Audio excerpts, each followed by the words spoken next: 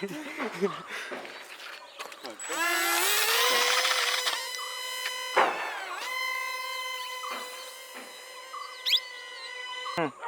ಬಿತ್ತು? ಆ ಕಡೆ ಗದ್ದೆ.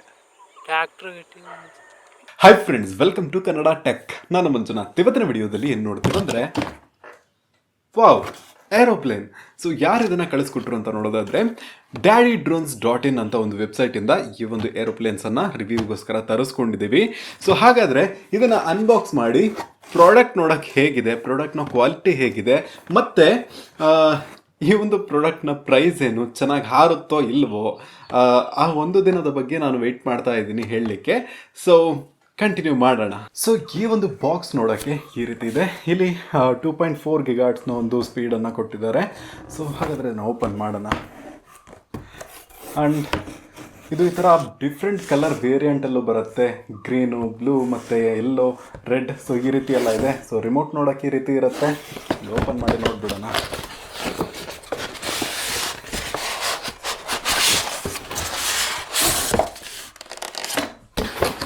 ಬಾಕ್ಸ್ನ ಒಳಗಡೆ ಒಂದು ಯೂಸರ್ ಗೈಡನ್ನು ಕೊಟ್ಟಿದ್ದಾರೆ. ಚೈನೀಸ್ನಲ್ಲಿದೆ. ಒಂದು QR ಕೋಡ್ ಸ್ಕ್ಯಾನರ್ ಎಲ್ಲ ಕೊಟ್ಟಿದ್ದಾರೆ. ಇದು ಹೆಂಗೆ ಯೂಸ್ ಆಗುತ್ತೆ ಅಂತ ನನಗಂತೂ ಗೊತ್ತಿಲ್ಲ. ಯೂಸ್ ಮಾಡಿಬಿಟ್ಟು ಆಮೇಲೆ ಹೇಳ್ತೀನಿ. ಆ್ಯಂಡ್ ಬಾಕ್ಸ್ನ ಒಳಗಡೆ ನೋಡೋದಾದರೆ ಈ ರೀತಿಯಾದಂತಹ ಒಂದು ಏರೋಪ್ಲೇನನ್ನು ಕೊಟ್ಟಿದ್ದಾರೆ. ಸೊ ಮೆಟೀರಿಯಲ್ ಎಲ್ಲ ನೋಡ್ಕೊಬೋದು, ಈ ರೀತಿ ಕೊಟ್ಟಿದ್ದಾರೆ. Light weight. ಹಾರಿಸ್ಬಿಟ್ಟು ನೋಡೋಣ. ಆ್ಯಂಡ್ ಒಂದು ರಿಮೋಟನ್ನು ಕೊಟ್ಟಿದ್ದಾರೆ. ಇದರಲ್ಲಿ ಬ್ಯಾಟ್ರಿ ಇದೆಯಾ? ಬ್ಯಾಟ್ರಿ ಇಲ್ಲ, ಬ್ಯಾಟ್ರಿ ಹಾಕ್ಕೊಬೇಕನ್ಸುತ್ತೆ.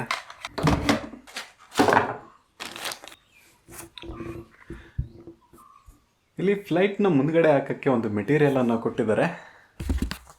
ಈ ಥರ ಹಾಕಿದ್ದೀವಿ. ಸೊ ಎಲ್ಲೋ ಗುದ್ಕೊಂಡ್ರು ಏನೂ ಆಗಲ್ಲಂತೆ ಈ ಒಂದು ಮೆಟೀರಿಯಲ್. ಒಂದು ಲ್ಯಾಂಡಿಂಗ್ ವೀಲ್ಸ್ ಎಲ್ಲ ಕೊಟ್ಬಿಟ್ಟಿದ್ದಾರೆ. 3 ವೀಲ್ ಇದೆ ಈ ಒಂದು ಫ್ಲೈಟಿಗೆ. ಎಕ್ಸ್ಟ್ರಾ 2 ಪ್ರೊಪೆಲ್ಲರ್ಸನ್ನು ಕೊಟ್ಟಿದ್ದಾರೆ.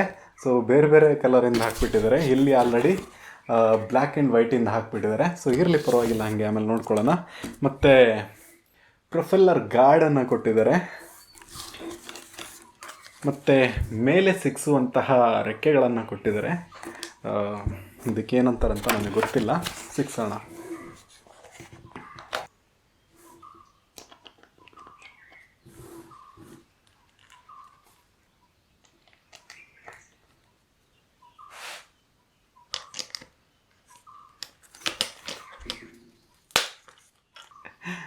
ಈ ಪ್ರೊಪೆಲ್ಲರ್ ಗಾರ್ಡನ್ನು ಈ ರೀತಿ ಸಿಗಿಸ್ಕೊಳ್ಳೋಣ.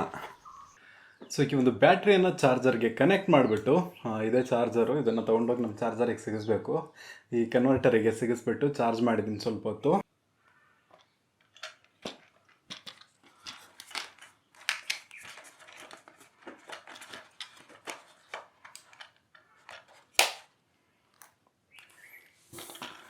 ಬ್ಯಾಟ್ರಿಯನ್ನು ಕನೆಕ್ಟ್ ಮಾಡಿದ್ವಿ. ನೆಕ್ಸ್ಟ್ ಇಲ್ಲಿ ಆನ್ ಮಾಡಬೇಕು. ಸೊ ಈ ಲೈಟ್ಸ್ ಎಲ್ಲ ಬ್ಲಿಂಕ್ ಆಗ್ತಿದೆ ಅಂದರೆ ಈ ಫ್ಲೈಟ್ ಏನಿದೆ ಇದು ಪೇರಿಂಗ್ಗೆ ರೆಡಿ ಆಗಿದೆ ಅಂತ ಅರ್ಥ.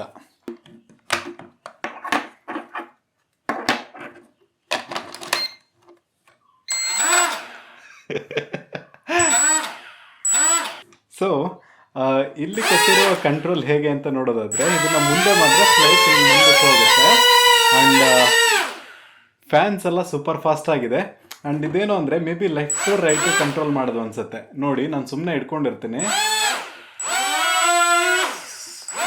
ಸೊ ಈ ಫ್ಯಾನ್ ಏನಿದೆ ಇದು ತುಂಬ ಫಾಸ್ಟಾಗಿ ತಿರುಗುತ್ತೆ. ರೈಟ್ ಅಂದರೆ ಹಿಂತಿರುಗುತ್ತೆ, ಲೆಫ್ಟ್ ಅಂದರೆ ಹಿಂತಿರುಗುತ್ತೆ. ಸೊ ಈ ಒಂದು ಫ್ಲೈಟ್ ನೋಡೋಕ್ಕೆ ಈ ರೀತಿ ಇದೆ. ಓಕೆ. ಆ್ಯಂಡ್ ತುಂಬಾ ಲೈಟ್ ವೆಯ್ಟ್ ಆಗಿದೆ. ಬಾಕ್ಸ್ ಕೂಡ ವೆಯ್ಟೇ ಇರಲಿಲ್ಲ. ಸೊ ತುಂಬ ಅಂದರೆ ತುಂಬ ಲೈಟ್ ವೆಯ್ಟ್. ಈ ಒಂದು ಮೆಟೀರಿಯಲ್ನ ನೀವು ನೋಡ್ಕೊಳ್ಳಿ, ಒಂಥರ ಏನೋ ಒಂದು ಮೆಟೀರಿಯಲ್ ಥರ ಇದೆ. ಇದು ಮುರ್ದೇ ಹೋಗಲ್ಲ, ಆ ಥರ ಮೆಟೀರಿಯಲ್ ಇದು. ಸೊ ನೋಡಿ, ಈ ಥರ ಎಲ್ಲ ಬೆಂಡ್ ಆಗುತ್ತೆ. ಸೊ ಬಿದ್ದರೂ ಕೂಡ ಇದು ಪಾರ್ಟಿಗೇನು ಮುರಿದೋಗೋದಿಲ್ಲ. ಈ ಒಂದು ಏರೋಪ್ಲೇನ್ ಕ್ರಾಶ್ ಲ್ಯಾಂಡ್ ಆದರೂ ಕೂಡ ಏನೂ ಆಗಲ್ಲ. ಯಾಕೆ ಅಂತ ನೋಡಿ, ಇಲ್ಲಿ ಬಂದುಬಿಟ್ಟು ಯಾವ ಥರ ಮೆಟೀರಿಯಲ್ ಕೊಟ್ಟಿದ್ದಾರೆ ಅಂದರೆ, ಸೊ ಈ ಥರ ಇದು ಆಗುತ್ತೆ. ಇದನ್ನು ಆಲ್ರೆಡಿ ತುಂಬ ಸಲ ಹಾರಿಸಿದ್ವಿ. ಸೊ ಮಣ್ಣೆಲ್ಲ ಆಗಿತ್ತು, ಅದಕ್ಕೆ ಇದು ಈ ಕಲರಲ್ಲಿದೆ. ಆ್ಯಂಡ್ ತುಂಬ ಕ್ರಾಶ್ ಲ್ಯಾಂಡಿಂಗು ಮಾಡಿದ್ದೀವಿ, ಮತ್ತು ಚೆನ್ನಾಗೂ ಕೂಡ ಹಾರಿಸಿದ್ದೀವಿ. ಎಲ್ಲ ವಿಡಿಯೋನು ನಾನು ಪ್ಲೇ ಮಾಡಿ ತೋರಿಸ್ತೀನಿ, ವೆಯ್ಟ್ ಮಾಡಿ. ಓಕೆ, ಇವಾಗ ಈ ಫ್ಲೈಟನ್ನು ನಾವು ನೆನ್ನೆ ಎಲ್ಲ ಹಾರಿಸಿ ಟ್ರೈ ಮಾಡಿ ನೋಡಿದ್ವಿ, ತುಂಬ ಕಷ್ಟಪಟ್ವಿ, ಯಾಕಂದರೆ ಗೊತ್ತಿರಲಿಲ್ಲ ಅಲ್ವಾ. ಈಗ ಈ ವಿಡಿಯೋದಲ್ಲಿ ಹೇಗೆ ಇದು ಫ್ಲೈ ಆಗ್ತಿದೆ ಅಂತೆಲ್ಲ ನೋಡೋಣ. ಇಲ್ಲೊಂದು ಬಟನ್ ಕೊಟ್ಟಿದ್ದಾರೆ ಆನ್ ಮಾಡೋಕ್ಕೆ. ಸೊ ಈ ರೀತಿ ಆನ್ ಮಾಡಿದ್ರೆ ಲೈಟ್ಸ್ ಎಲ್ಲ ಬ್ಲಿಂಕ್ ಆಗ್ತಾ ಇರುತ್ತೆ. ಸೊ ನೀವು ಇಲ್ಲಿ ನೋಡ್ಕೊಬಹುದು. ಮತ್ತು ರಿಮೋಟನ್ನು ಆನ್ ಮಾಡಬೇಕಾಗತ್ತೆ. ರಿಮೋಟ್ ಆನ್ ಆಗಿದ್ದು ಬ್ಲಿಂಕ್ ಸ್ಟಾಪ್ ಆಗಿದೆ. ನಾವು ಒಂದ್ಸಲಿ ಸೊ ಈ ಬಟನ್ನ ಹಿಂಗೆ ಮಾಡಿದ್ರೆ ಒಂದ್ಸಲಿ ಪೇರ್ ಆಗಿಬಿಡುತ್ತೆ, ಸ್ಟಾರ್ಟ್ ಆಗಕ್ಕೆ ರೆಡಿ ಇರುತ್ತೆ. ಸೊ ಇದನ್ನು ಗೇರ್ ಮುಂದೆ ಮಾಡಿದ್ದೀನಿ. ಲೈಟನ್ನು ಆರಿಸೋಣ. ಓಕೆ, ಚೆನ್ನಾಗಿ ಅರ್ಥ ಆಯ್ತಲ್ಲ.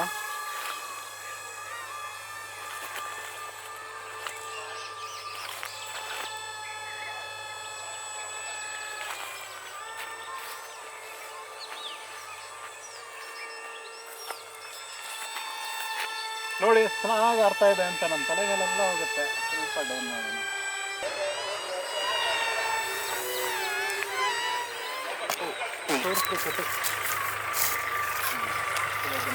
ಸೊ ನೀವು ಇಲ್ಲಿ ನೋಡ್ಕೊಬೋದು ಕ್ರ್ಯಾಶ್ ಲ್ಯಾಂಡ್ ಆಗಿದೆ, ಆದರೂ ಕೂಡ ಇದಕ್ಕೆ ಏನೂ ಆಗಲಿಲ್ಲ. ಇದನ್ನು ನಾವು ಹಿಂಗೆ ತೆಗೆದು ಮತ್ತೆ ಸಿಗಿಸ್ಕೊಬೋದು. ಇವಾಗ ಮತ್ತೆ ಇನ್ನೊಂದ್ಸಲಿ ಫ್ಲೈ ಮಾಡೋಣ.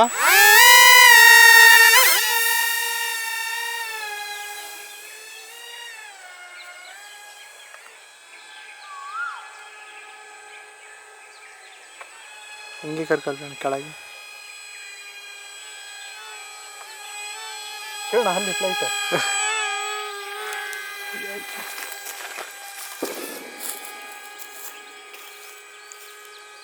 ಸೊ ಸಕ್ಕದಾಗಿ ಆಡ್ತಿದೆ ಅಲ್ವಾ.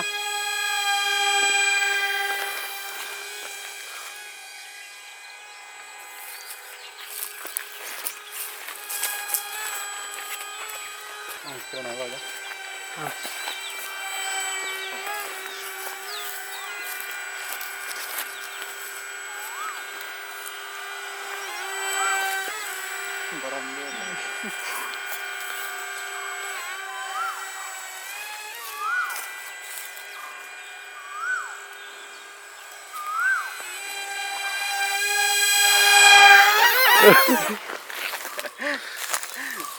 ಕ್ಯಾಚ್ ಮಾಡಿಡಿದೆ.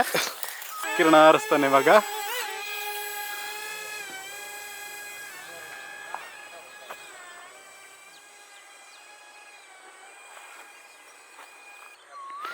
ನಿಮ್ಮ ಒಪಿನಿಯನ್?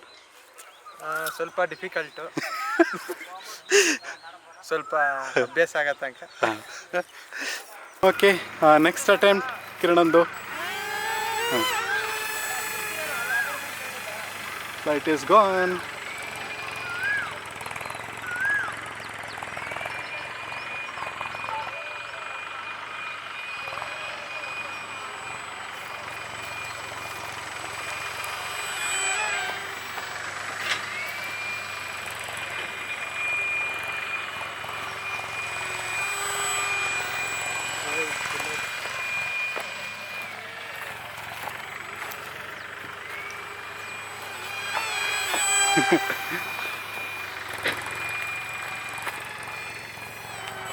ಇನ್ನು ಇದರ ಬೇರೆ ಸ್ಪೆಸಿಫಿಕೇಶನ್ಸ್ ಅಂತ ನೋಡೋದಾದರೆ ಈ ಫ್ಲೈಟಿಂದು ಅದೇ ನಾನು ಹೇಳ್ದಂಗೆ ಈ ಒಂದು ಸಿಲಿಕಾನ್ ಮೆಟೀರಿಯಲನ್ನು ಕೊಟ್ಟಿದ್ದಾರೆ. ಸೊ ಎಲ್ಲಾದರೂ ಹೋಗಿ ಕುತ್ಕೊಂಡ್ರೆ ಇದು ಹೊಡೆದೋಗಲ್ಲ. ಸೊ ಒಳ್ಳೆ ವಿಷಯ. ಮತ್ತು ಇದು ಕೂಡ ಫಿಕ್ಸ್ಡ್ ಆಗಿರುತ್ತೆ.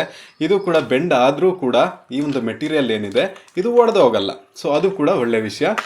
ರಿಮೂವಲ್ ಅಂತ ನೋಡೋದಾದರೆ ಸೊ ಇದನ್ನು ರಿಮೂವ್ ಮಾಡ್ಕೊಬೋದು. ಅವಾಗ ಇದು ಬಿದ್ದೋಗ್ಬಿಡುತ್ತೆ. ಸೊ ನೀವು ತಗೊಂಡ್ಮೇಲೆ ಒಂದ್ಸಲಿ ಏನಾದರೂ ಹಾಕಿ ಪರ್ಮನೆಂಟ್ ಫಿಕ್ಸ್ ಮಾಡ್ಕೊಬಹುದು. ಆ್ಯಂಡ್ ಇದರ ಒಂದು ರೇಂಜ್ ಅಂತ ನೋಡೋದಾದರೆ 300 ಮೀಟ್ರ್ ತನಕ ಹೋಗುತ್ತಂತೆ. 2.4 ಗಿಗಾಟ್ಸ್ ಒಂದು ಫ್ರೀಕ್ವೆನ್ಸಿಯಲ್ಲಿ ಇದು ವರ್ಕ್ ಆಗುತ್ತೆ. ಸೊ 300 ಮೀಟ್ರ್ ಹೈಟು ಹೋಗುತ್ತಂತೆ, 300 ಮೀಟ್ರ್ ದೂರನೂ ಹೋಗುತ್ತೆ. ಅಂದರೆ ಕಂಟ್ರೋಲ್ ಇರುತ್ತೆ ಇದಕ್ಕೆ.